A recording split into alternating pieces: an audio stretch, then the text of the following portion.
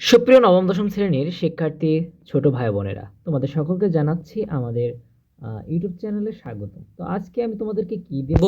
আজকে তোমাদের প্যারাগ্রাফ আমি 10টা সাজেশন দিব, যেগুলো পড়লে তুমি পরীক্ষার আগে মোটামুটি ভালো একটা প্রিপারেশন পেয়ে যাবে সবগুলো প্যারাগ্রাফের উপরে।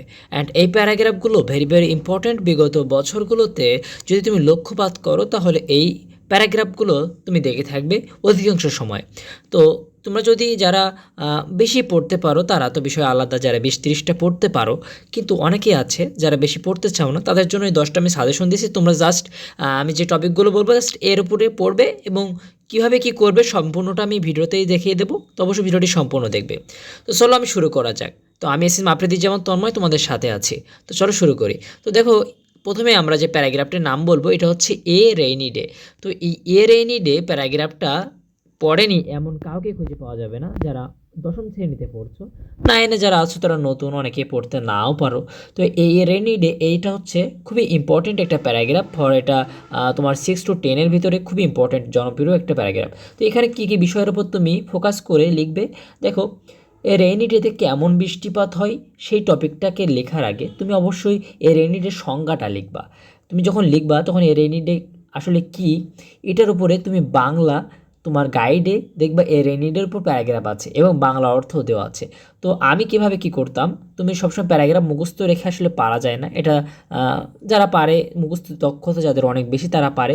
বাট তুমি কি করবে, তুমি এ রেইনি ডে বা আমি যে প্যারাগ্রাফগুলোর নাম বলবো সবগুলো তুমি তোমার গাইডে পেয়ে যাবে বা গুগলে খুঁজে নিতে পারো। তখন ওখান থেকে বাংলা অর্থগুলো ভালোভাবে পড়ে নেবে। প্রতিটা লাইনের সাথে বাংলা অর্থগুলো যদি পড়ে নাও আর প্রতিটা প্যারাগ্রাফে যদি মাত্র 12 থেকে 13টা লাইন তুমি লিখতে পারো সুন্দরভাবে, তাহলে মনে করো তুমি ভালো একটা মার্কস কিন্তু এসএসসি লাইফে পেয়ে যাবে। এবার ইম্পর্টেন্ট লাইন্সগুলো তোমাকে নিতে হবে। তো প্রথমে কী করবে, আমি সবগুলো প্যারাগ্রাফের উপর বলি, যে যে প্যারাগ্রাফগুলো আমি এখানে দিব সবগুলো প্যারাগ্রাফের উপরে তুমি কাকে বলে যদি থাকে তাহলে তুমি অবশ্যই প্রথম লাইনটাতে এটা লিখবা। অর্থাৎ এ রেইনি ডে কাকে বলে, কি বোঝায়, এটা প্রথম লাইনে তুমি বুঝিয়ে দিবা। তারপরে তুমি বোঝাবা যে আসলে রেইনি ডে কখন হয়, বৃষ্টিটা কেমন হয়, আবহাওয়া কেমন থাকে, পরিবেশটা কেমন হয় যখন এর রেইনি মানে বৃষ্টিপাত হয়। তারপর মানুষের দৈনন্দিন কাজকর্মতে কেমন হয়, অনেকের ব্যাঘাত ঘটে, রেইনি ডে হলেও অনেকে কাজ করতে যেতে পারে না। তাহলে তখন কী হয়, বাসায় থাকতে হয়। যারা দিন এনে দিন খায় তাদের কিন্তু সমস্যা হয়। তো এইভাবে লিখবা আর কি। উপভোগ ও সমস্যা, এখানে উপকারিতা সমস্যা লিখবা। সমস্যা হচ্ছে যে বাস্তব জীবনে অনেক সমস্যা পড়ে। বাট উপকারিতা মনে করো তোমার মাঠে ফসল আছে, ফসলগুলো কিন্তু একটা পানি পেয়ে যায়, এতে পানি খরচ থেকে কৃষক বেঁচে যায় এবং তোমার হচ্ছে ফসলটা ভালো একটা পরিমাণে উৎপাদন হয়। তো দেখো, তারপরে এই ভিলেজ মার্কেট আছে, আমি বেশি বিস্তারিত করবো না। এই ভিলেজ মার্কেটের ওপর লিখবা। তুমি এখানে এই ভিলেজ মার্কেট, এই ভিলেজ লাইফ, এভাবে এর ওপর বুঝতে পারবা যদি একটা ভালো করে পড়ো। তুমি জাস্ট বুঝাবা যে ভিলেজ মানে গ্রামের মার্কেটটা আসলে কী, গ্রামের মার্কেটে কী হয়, বাজার কেমনভাবে হয়, কেনাকাটাটা আসলে মানুষজন কেমন থাকে, কেনাকাটার দাম কেমন হয় শহরের থেকে, কোলাহলটা কেমন থাকে, জীবনের সরলতা আসলে মানুষ যারা কৃষক তারা বাজারে কীভাবে বিক্রি করে। তো এর উপর ভিত্তি করে তুমি জাস্ট পড়ে নিতে পারো। এটা না পড়ে তুমি জাস্ট পড়তে পারো এই ভিলেজ লাইফ পড়লেই হচ্ছে। এই মার্কেটে তেমন একটা আসে না, বাট ভিলেজ লাইফটা আসে আর কি। তো তারপর দেখো এই স্কুল লাইব্রেরি, এটা খুবই ইম্পর্টেন্ট একটা প্যারাগ্রাফ। স্কুল লাইব্রেরি পড়াশোনা এগুলো তোমাকে লিখতে হবে কীভাবে, স্কুল লাইব্রেরিটা আসলে কি এটা তোমাকে লিখতে হবে প্রথম লাইনটাতে। তারপরে তুমি লিখবা লাইব্রেরিটা কেমন দেখতে, লাইব্রেরিটার ভিতরে আসলে কতগুলো বই আছে, কী কী বিষয়ের উপর বই আছে, এখানে পড়াশুনোটা মানুষ কেমনভাবে করে। এর ভিতরে অনেক কিছু পড়ালেখা করে, জানো তুমি, পড়ালেখার পাশাপাশি যে কোনো বই মন মতো পড়তে পারে, জ্ঞান অর্জন করতে পারে। তোমার বইগুলো আছে আসলে কেমন উপকারী আমাদের জীবনের জন্য। আর শান্ত পরিবেশ, আসলে পরিবেশটা অনেক সুন্দর থাকে, এর ভিতরে পড়তেও মন চায়। লাইব্রেরিতে যেহেতু অনেক বইয়ের সমাহার। তো শিক্ষার উন্নতি কী, এখানে থেকে মানুষ নিজের ইচ্ছা মতো পড়তে পারে, এজন্য তার মেধাটাকে সে বিকশিত করতে পারে মনের প্রশান্তির সাথে। তো এইভাবে তুমি বাংলাগুলো পড়ে পড়ে ইংরেজিতে লেখার চেষ্টা করবে খুব সুন্দরভাবে। তো তারপরে দেখো, তো তারপর আমি চলে যাই। তারপর দেখো মাই ফেভারিট হবি, এটা তুমি পড়বা তোমার শখ কি, যেমন বাগান করা হতে পারে বা যে কোনো বই পড়া হতে পারে, এর উপর লিখবা জাস্ট একটা 12 থেকে 13 লাইন সুন্দরভাবে। 15 লাইন লিখতে পারো, এই 15 লাইনে বেশি লেখা লাগে না, 10 মার্ক এমনিতেই পাওয়া যায়। 15 মার্ক দিয়ে সুন্দরভাবে লেখা যায়, হাতের লেখাটা একটু সুন্দর করে লিখবা। আর হচ্ছে পৃষ্ঠাটা হবে তোমার 1 থেকে 1.5 পেজ লিখলে হচ্ছে, 1.5 পেজ লিখবা, 1.5 পেজ লিখলে 10 মার্ক 9 মার্ক পাওয়া যায় অল ইজিলি। তো তারপর দেখো শখ বাগান করা, প্রকৃতি, ঘর উপভোগ, শারীরিক কার্যকলাপ। তো আমি কিন্তু পড়ালেখার পাশাপাশি পাশাপাশি ফোকাস করতাম আমার যখন এসএসসি ছিল যে আসলে কীভাবে নাম্বার বেশি পাওয়া যায়, সেই অনুযায়ী আমি নিজেকে প্রথম থেকে ঠিক করতাম। তো তার কারণে আমি কিন্তু এতে 98 পেয়েছিলাম তোমার গ্রামারে।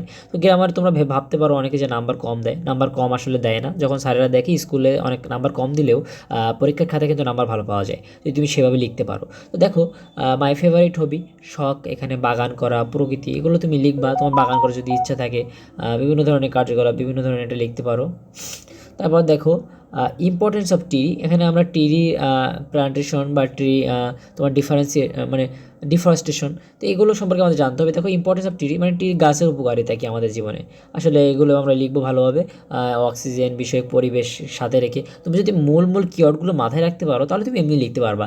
যেমন মনে করো তুমি মাটি সম্পর্কে মাথায় আসো, তোমার মাটি, যে যখন তুমি লিখতে যাবো মাটিটা মাথায় আনলে তুমি লিখতে পারছো যে গাছ কেমন মাটিতে ভালো হয়। আমরা জানি যে হচ্ছে উর্বর মাটিতে এগুলোতে ভালো হয়, উর্বর জমিতে, তাও তোমার হচ্ছে বেলে মাটি, এগুলো ভালো হয় কিন্তু, বেলে মাটি, দোআঁশ মাটি, এইভাবে তুমি লিখতে পারো। তারপরে ভিজিট টু এ যেয়ে তোমার একটা দক্ষতা, তোমার ঘুরে আসা, মানে তুমি কোনো জায়গাতে ঘুরে এসেছো, এমন লিখবে একটা চিড়িয়াখানার দক্ষতা, বাট তুমি এমনটা কি লিখতে পারো, তোমার যে কোনো একটা জায়গায় ঘুরে এসেছো এর উপর একটা ভালো করে নলেজ নিয়ে নিবে, তাহলে তুমি লিখতে পারবা যে কোনো কিছু। চিড়িয়াখানা সম্পর্কে হালকা ধারণা নিয়ে নিলে, বাংলায় পড়ে নিলে। আর তোমাকে অবশ্যই এই প্যারাগ্রাফ যদি তুমি সুন্দরভাবে লিখতে চাও, তোমাকে টেন্সটা ভালো করে পড়া লাগবে, তাহলে তুমি নিজের মতো করে লিখতে পারবা, বাংলা যদি তোমার মাথার ভিতরে সমৃদ্ধশালী হয়। মানে তুমি যদি এই সম্পর্কে জেনে থাকো আর কি, বাংলায় যেহেতু আমরা কথা বলি, তুমি বাংলা অবশ্যই জেনে থাকবা, তখন তুমি লিখতে পারবা। টেন্স জানা থাকা লাগবে, আর ভোকাবুলারি সমৃদ্ধ হওয়া লাগবে। এই জন্য বেশি বেশি বই যতগুলো ভোকাবুলারি আছে এগুলো পড়বা, আর হচ্ছে টেন্সটা ভালোভাবে শিখে নিবা, বিশেষ করে প্রেজেন্ট টেন্স এবং পাস্ট টেন্সের এই যে 8টা ফর্ম আছে টোটাল, এগুলো ভালো করে পড়ে নিবা। তো তারপরে দেখো এখানে ট্রাফিক জ্যাম আছে। আর ট্রাফিক জ্যামের ওপর তুমি পড়বা কেমনভাবে, যানজট আসলে রাস্তাঘাট, ট্রাফিক জ্যামটা আসলে কি, যখন রাস্তাঘাটে মানে গাড়িগুলো সব এক জায়গায় একত্রিত হয়ে যায় তখন এই যানজটের সৃষ্টি হয়। শহরে বিশেষ করে বেশি ট্রাফিক জ্যাম হয়। তবে সমস্যা কি, এর বিরাট সমস্যা আছে। ট্রাফিক জ্যামের কারণে হচ্ছে মানুষ সঠিক সময় মতো তার কর্মস্থলে পৌঁছাতে পারে না, এজন্য বসের মানে বিভিন্ন ধরনের এর সম্মুখীন হতে হয়। তো সময় নষ্ট হয় ট্রাফিক জ্যামের বলে, ওখানে গাড়ি আটকে থাকে, এজন্য সময় নষ্ট হয়। অনেকের ইম্পর্টেন্ট সময় থাকে, তোমার অনেকের কাছে 2 মিনিটও অনেক কিন্তু ইম্পর্টেন্ট থাকে, তখন এখানে সমস্যা হয়। পরিবেশের দূষণ হয়, এর ফলে কিন্তু বিভিন্ন ধরনের শব্দ দূষণ এগুলো হতেই থাকে রাস্তাঘাটে। বায়ু দূষণ, গাড়ি ঘোড়া যাওয়ার ফলে। সমাধান আছে কী আমাদের আছে, সবাইকে সচেতন হতে হবে, প্রশাসনকে এগিয়ে আসতে হবে, এই বিষয়গুলো লিখবা। এবার ইউর এম ইন লাইফ, তোমার জীবনে আসলে তোমার কী হওয়ার ইচ্ছা এর উপর লিখবা, তোমার লক্ষ্যটা কী। তুমি যদি ডক্টর হতে চাও ডক্টরের উপর লিখতে পারো। তুমি হচ্ছে আমি মূলত কম্পোজিশন প্যারাগ্রাফ কিন্তু একসাথে মিলিয়েই তোমাকে জানাচ্ছি। তো তুমি এই বিষয়ের উপর একটা হালকা নলেজ নিয়ে রাখবা। ইংরাজি বলতে এমন না যে প্যারাগ্রাফ পড়লে আর ওটা লিখে আসলে, এ সম্পর্কে তোমাকে হালকা একটু অভিজ্ঞতা রাখতে হবে, নাহলে তুমি লিখতে পারবা না, নেবিলাসও পাবা না। এবিলাস পাওয়ার জন্য যদি এগুলো জানা থাকে তাহলে তুমি পরীক্ষার আগে পড়লেই পেয়ে যাবা। তো লক্ষ্য, স্বপ্ন, পরিশ্রম, ভবিষ্যৎ, ডাক্তার বা অন্য পেশা, যে কোনো পেশা সম্পর্কে তুমি এগুলো লিখবা, কেন তোমার এগুলো পছন্দ। The season I like most, তুমি কোন ঋতুটা আসলে পছন্দ করো। শীত ঋতু পছন্দ করো, অনেকে গরম ঋতু পছন্দ হয়, অনেকে বসন্তকাল পছন্দ হয়, আমার যেমন বসন্তকাল খুব পছন্দ। তো এভাবে লিখবা আর কি, তোমার কোন কালটা পছন্দ, কেন পছন্দ, এটা ঋতু, কেমন পোশাক কেমন পরতে হয়, আবহাওয়া কেমন থাকে, গরম খাবার বা এগুলো তুমি এসব লিখবা আর কি, এটা তোমার নিজেই বুঝতে পারছো এতক্ষণে। তারপর দেখো লাস্ট একটা ইম্পর্টেন্ট বর্তমান সময়ে, এটা হচ্ছে মোবাইল ফোন যেহেতু আমরা সবাই ব্যবহার করি, এটা খুবই ইম্পর্টেন্ট একটা প্যারাগ্রাফ। তো এখানে কী হবে, মোবাইল ফোন, প্রযুক্তি, যোগাযোগ, উপকারিতা, এর ব্যবহার আমাদের জানাতে হবে। মোবাইল ফোনের উপকারিতা কি, অপকারিতা কি, এগুলো লাস্টে বলবা। আর প্রথমে মোবাইল ফোনটা আসলে কি এটা একটা লিখবা। এটা একটা মুঠোফোন, যার মাধ্যমে আমরা অন্যজনের সাথে কথা বলতে পারি, যোগাযোগ করতে পারি। বর্তমান যুগে মোবাইল ছাড়া আসলে চলা যায় না, মোবাইল ফোন একটা আমাদের নিত্য প্রয়োজনীয় জিনিস, এগুলো লিখবা। প্রযুক্তিটা খুবই এটা ভালো একটা আবিষ্কার, এভাবে লিখবা। যোগাযোগ, আমরা এর মাধ্যমে যোগাযোগ করতে পারি দূর প্রান্তে যে কোনো মানুষের সাথে, বিদেশে থাকা আপনজনের সাথে। উপকারিতা লিখবা, মোবাইল ফোনের মাধ্যমে আমরা আর্নিং করতে পারি, ফ্রিল্যান্সিং করে ইনকাম করতে পারি, এগুলো সম্পর্কে অনেক উপকার আছে। অতিরিক্ত ব্যবহারের ফলে আমরা আসক্তি হয়ে গেলে অন্য কাজ থেকে বিমুখ হয়ে যায়, পড়ালেখা আমাদের ভালো হয় না। তো এইগুলো তুমি জাস্ট লিখবা। এভাবে লেখার ফলে যদি ভালোভাবে 12 থেকে 13টা লাইন সুন্দরভাবে বাক্যটা লিখতে পারো, এবং এর ভিতরে যদি তোমার লাইনটা সঠিক হয়, তাহলে কিন্তু তুমি 10 মার্ক এমনি, এই 10 মার্কের ভিতরে 8 মার্ক ইজিলি পেয়ে যাবা। কারণ কি, স্যারেরা দেখে যে আসলে তুমি, তোমার জ্ঞানটা কেমন। তুমি যদি এটাকে ভালো করে, যে প্রথম যে দাগ নম্বরগুলো থাকে ওগুলো ভালো করে লিখতে পারো, আর যদি প্যারাগ্রাফগুলো ভালোভাবে প্রথম দিকে লিখে এর ভিতরে যদি হাতের লেখাটা একটু সুন্দর রাখতে পারো, তাহলে কিন্তু তুমি ভালো একটা মার্কস পেয়ে যাবে। এবং প্রতিটা লাইনের চেষ্টা করবা 5 থেকে 6টা শব্দের বেশি না রাখার। প্রতিটা লাইন তুমি যখন লিখবা, প্রতিটা লাইন 5 থেকে 6টা শব্দ রাখবা। এভাবে তুমি প্রতিটা পেজে 12 থেকে 13টা লাইন লিখতে পারো। এবং তুমি যদি 15-16 লাইন লিখতে চাও, তোমার একটা লাইন অনেক বড় হতে পারে, তুমি তখন 1.5 পৃষ্ঠার মতো নিতে পারো, এর বেশি তোমার লেখা লাগে না।